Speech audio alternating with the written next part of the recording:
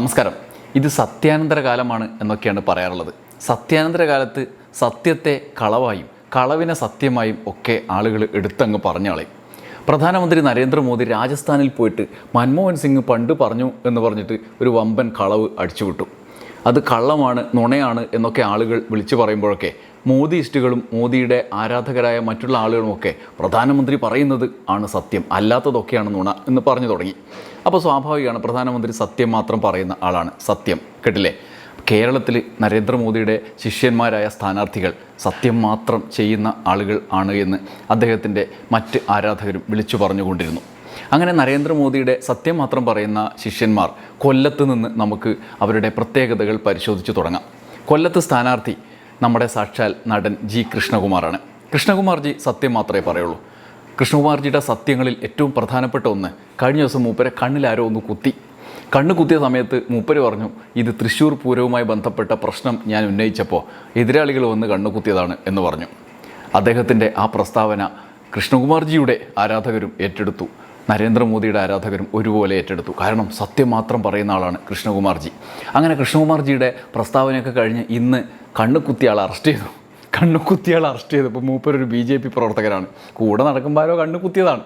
അപ്പോൾ ആ കണ്ണുകുത്തിയ കുത്തൽ വല്ലാണ്ടായിപ്പോയി. എന്തായാലും കൃഷ്ണകുമാർജിയുടെ ആ കേസിൽ അറസ്റ്റ് ചെയ്ത ആളെക്കുറിച്ചുള്ള വാർത്ത പുറത്തു വന്നിട്ടുണ്ട്. BJP പ്രവർത്തകനാണ് അറസ്റ്റിലായത്. മുളവന സ്വദേശി സനൽ സ്വീകരിക്കാനെത്തിയപ്പോൾ അബദ്ധത്തിൽ കണ്ണിൽ താക്കോൽ കൊണ്ടതാണെന്നാണ് സനലിൻ്റെ മൊഴി. ആയുധം ഉപയോഗിച്ച് ആക്രമിച്ചു എന്ന കുറ്റമാണ് പോലീസ് ചുമത്തിയിരിക്കുന്നത്. കാരണം ഇമാതിരി ആക്രമണമൊന്നും നടത്തിയത് നമ്മുടെ ആളല്ല, ആരൊക്കെ കൂടി ആക്രമിച്ചതാണെന്ന് കൃഷ്ണകുമാർജി തന്നെ പറഞ്ഞിട്ടുണ്ടല്ലോ. മുളവന ചന്തമുക്കിൽ വെച്ചാണ് കൃഷ്ണകുമാറിൻ്റെ കണ്ണിന് പരിക്കേറ്റത്. അറസ്റ്റ് ചെയ്തതിന് ശേഷം സനലിനെ സ്റ്റേഷൻ ജാമ്യത്തിൽ വിട്ടു. മൂപ്പരിങ്ങനെ കൂടെ പോകുമ്പോൾ അറിയാണ്ട് അങ്ങ് കൊണ്ടുപോയതാണ്. അതിനെയാണ് അന്താരാഷ്ട്ര ഗൂഢാലോചനയായി തൃശ്ശൂർ പൂരം വരെ ബന്ധിപ്പിച്ചത്. തൃശ്ശൂർ പൂരവുമായി ബന്ധപ്പെട്ട് CPM-നെതിരെ പ്രസംഗിച്ചതിൽ ആക്രമിച്ചു എന്നായിരുന്നു കൃഷ്ണകുമാറിൻ്റെ പരാതി. തൃശ്ശൂർ പൂരം നടത്തിപ്പിലുണ്ടായ വീഴ്ചയെ രൂക്ഷമായ ഭാഷയിൽ വിമർശിച്ചതിന് പിന്നാലെ ഞാൻ പങ്കെടുത്ത യോഗത്തിൽ വെച്ചാണ് ഈ ഉന്തുന്തള്ളുണ്ടായത്. അത് മനഃപൂർവ്വം ഉണ്ടാക്കിയതാണ് എന്ന് ഞാൻ സംശയിക്കുന്നു. അതുകൊണ്ട് പോലീസിൽ പരാതി കൊടുക്കാൻ പോവാണെന്ന് പറഞ്ഞിട്ട് പോയ പോക്കാണ് നമ്മുടെ കൃഷ്ണകുമാർജി. അങ്ങനെ ആ കണ്ണ് കുത്തിയ ആശുപത്രിയിൽ പോയ അതിന് ശേഷമുള്ള ആ ബൈറ്റ് വേണമെങ്കിൽ ഒന്ന് നമുക്കിപ്പോൾ കേൾക്കാൻ കാര്യമായ സത്യം കേൾക്കാൻ ഈ അവസരം നമുക്ക് ഉപയോഗിക്കാം. അത് നമ്മളെ കുണ്ടറയിൽ നിന്ന് മുഴുവൻ സ്വീകരണങ്ങളായിരുന്നു. അപ്പോൾ ഒരു സ്വീകരണത്തിനിടയ്ക്ക് പെട്ടെന്ന് വളരെ വലിയൊരു കൂട്ടം ക്രൗഡ് ഉണ്ടായിരുന്നു. ക്രൗഡിനിടയിൽ ഒരു തിക്കും തിരക്കും ഉണ്ടായതാണോ ഉണ്ടാക്കിയതാണോ എന്നറിയില്ല. കാരണം അതിന് തൊട്ട് മുമ്പുള്ള 2 വേദികളിൽ ഞാൻ തൃശ്ശൂർ പൂരമായിട്ട് ബന്ധപ്പെട്ട വിഷയം അത് കടുത്ത രൂക്ഷമായ ഭാഷ തന്നെ വിമർശിച്ചു. കാരണം വെച്ചാൽ അത് അത്രയും ഗുരുതരമായ ഒരു വിഷയമായിരുന്നു. അപ്പോൾ അത് കഴിഞ്ഞുള്ള മീറ്റിങ്ങിനാണ് ഈ കൂട്ടത്തിനകത്ത് ഒരു തിക്കും തിരക്ക് ഉണ്ടാക്കിയതായിട്ടും പെട്ടെന്ന് കണ്ണിലോട്ട് എന്തോ ഒരു സാധനം കുത്തി. അപ്പോൾ അത് ഞാൻ ആദ്യം അറിയാതെ കുത്തിയതാണെന്ന് സംഭവിച്ചത്. പിന്നീട് എനിക്ക് അവിടെ പലരും എന്ന് പറഞ്ഞാൽ ആ തിക്കും തിരക്ക് ഉണ്ടാക്കിയതാണ്, ഒരു ആർട്ടിഫിഷ്യലായിട്ട് ഉണ്ടാക്കിയതുപോലെ തോന്നുന്നു. എന്തായാലും കണ്ണവിടെ തന്നെ അവിടെ കൊണ്ടുപോയി ആശുപത്രി പോയപ്പോൾ കോർണിയയിലാണ് ഒരു കട്ട് കിട്ടിയിരിക്കുന്നത്. അപ്പോൾ ചെറിയൊരു ഹെമറേജ് പോലും വന്നിരിക്കുന്നു. അപ്പോൾ അത് അന്നേരം അവിടെ ആശുപത്രി കൊണ്ട് പാക്ക് ചെയ്ത് പോയെങ്കിൽ ഇപ്പോൾ വേദന സഹിക്കാൻ വയ്യാതെ തിരിച്ച് വീണ്ടും ഹോസ്പിറ്റലിൽ വന്നു. അപ്പോൾ വീണ്ടും ഒന്ന് പാക്ക് ചെയ്തു, ഒരു പെയിൻ കില്ലർ എടുത്ത് റെസ്റ്റ് എടുക്കാൻ പറഞ്ഞിരിക്കുകയാണ്. എന്താല്ലേ, പണ്ടൊക്കെ പിന്നെ ആയിരുന്നു, ഇപ്പോൾ എന്നുള്ള സ്ഥിതിയായി കഴിഞ്ഞിരുന്നു. ഈ ഘട്ടത്തിൽ സത്യങ്ങൾ ഇതുപോലെ വെളിപ്പെടുകയാണ് കൃഷ്ണകുമാർജി എന്ന സത്യസന്ധനായ സ്ഥാനാർത്ഥിയിലൂടെ. എന്തായാലും മൂപ്പർ പറഞ്ഞ സത്യം അത്രക്കങ്ങ് ക്ലിക്കായില്ല. അല്ലെങ്കിൽ അതങ്ങനെയാണ്, ചിലർക്ക് ശരിയാകും, ചിലർക്ക് ശരിയാവില്ല. ആ സിദ്ധാന്തം തന്നെ കേരളത്തിൽ പ്രാക്ടിക്കലായി പല ആളുകളും പ്രയോഗിച്ചിട്ടുള്ളതാണ്. കാര്യം നാട്ടുകാർക്ക് മനസ്സിലായതോടെ കൃഷ്ണകുമാർ തൽക്കാലം തടി കൈച്ചലാക്കി. കാരണം സത്യമാണല്ലോ താൻ പറഞ്ഞത്. എന്തായാലും തൃശ്ശൂർ പൂരത്തിൻ്റെ കാര്യം പറഞ്ഞ സ്ഥിതിക്ക് മറ്റൊരു കാര്യം കൂടി പൂരത്തിൻ്റെ നാട്ടിൽ നിന്ന് കേൾക്കുന്നുണ്ട്. പൂരം ആകെ കുഴപ്പമായി. അങ്ങനെ ഞാൻ പ്രത്യേകം ക്ഷണിക്കപ്പെട്ടു പോയി ആ പ്രശ്നമൊക്കെ പരിഹരിച്ചു എന്ന് പറഞ്ഞ് മാധ്യമങ്ങളെ കണ്ട് നാട്ടുകാർക്ക് മുന്നിൽ കാര്യങ്ങളങ്ങ് വിശദീകരിച്ച നമ്മുടെ സുരേഷ് ഗോപിൻ്റെ കാര്യം തന്നെ. സുരേഷ് ഗോപി സത്യം മാത്രമേ പറയുള്ളൂ കേട്ടോ.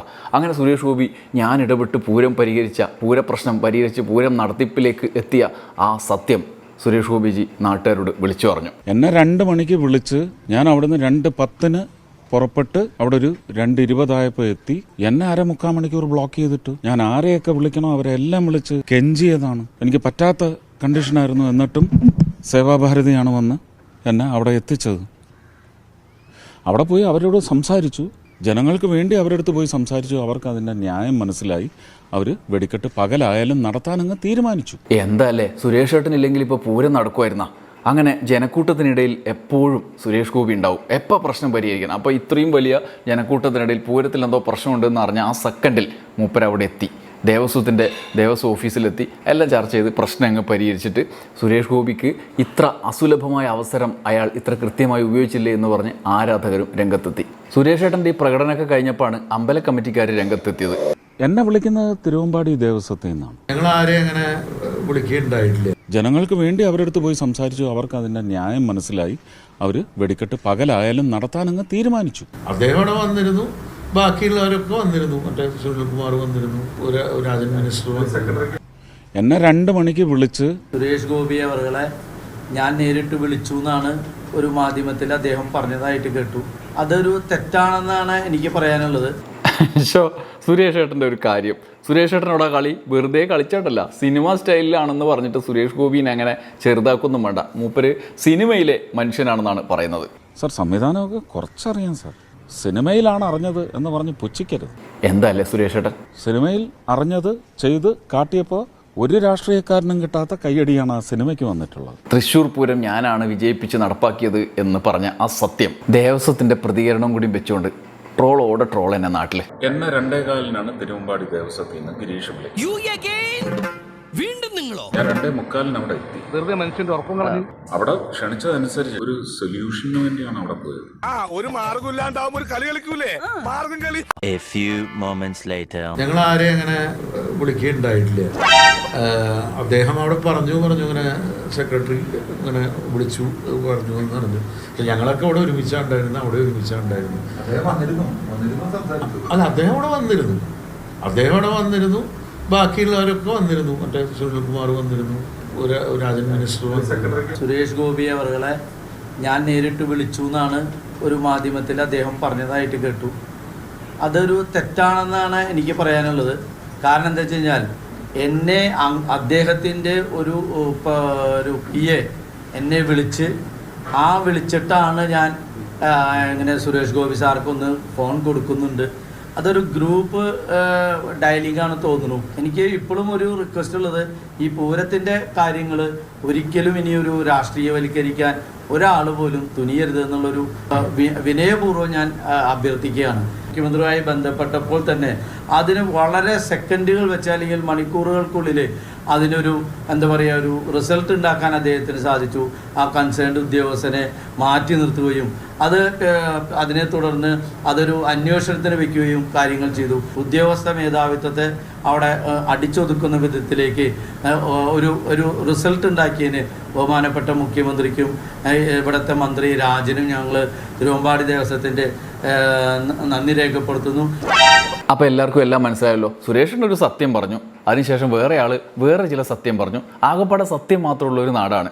അങ്ങനെ ആ സത്യം മാത്രം പറഞ്ഞുകൊണ്ട് തെരഞ്ഞെടുപ്പിൽ മത്സരിക്കുന്ന ആളാണ് സുരേഷ് ഏട്ടൻ. നരേന്ദ്രമോദിയുടെ പ്രിയപ്പെട്ട ശിഷ്യനാണ്. അതേപോലെ നരേന്ദ്രമോദി പറയുന്ന പോലത്തെ സത്യം മൂപ്പരും പറയും. അങ്ങനെ പറഞ്ഞുകൊണ്ടിരിക്കുമ്പം തിരുവനന്തപുരത്ത് രാജീവ് ചന്ദ്രശേഖരൻ മൂപ്പര് വന്നത് ഓർമ്മയില്ലേ? വന്നതിന് ശേഷം എല്ലാം ഇനി ശരിയാക്കും എന്ന് പറഞ്ഞിട്ടാണ് മൂപ്പര് വരുന്നത്. നോട്ടീസുമായി സ്ഥിരം വാർത്താ സമ്മേളനം വിളിക്കും. എന്നിട്ട് മൂപ്പർക്ക് പറയാനുള്ളത് പറയും. വേറെ എന്തെങ്കിലും ചോദ്യം വന്നാൽ അപ്പോൾ എണീറ്റ് പോകും. ഇതാണ് പരിപാടി. മൂപ്പര് വന്നിറങ്ങിയപ്പോൾ ആദ്യം ചില ആളുകൾ ചോദിച്ചു, കളമശ്ശേരി സ്ഫോടനം ഉണ്ടായപ്പം എന്തോ പറഞ്ഞല്ലോ എന്ന് ചോദിച്ചു. എന്നിട്ട് കേസ് ഉണ്ടായല്ലോ, മുഖ്യമന്ത്രി കൊടും വിഷമാണെന്ന് രാജീവ് ചന്ദ്രശേഖരനെ കുറിച്ച് പറഞ്ഞല്ലോ, കുറേ ആൾക്കാർ അതിനോട് ഒപ്പം നിന്ന് രാജീവ് ചന്ദ്രശേഖരനെതിരെ പ്രതികരിച്ചല്ലോ, കേസെടുത്തല്ലോ പോലീസ് എന്നൊക്കെ പറഞ്ഞിട്ടുള്ള ചോദ്യങ്ങൾ വന്നു. എങ്ങനെ സഹിക്കും?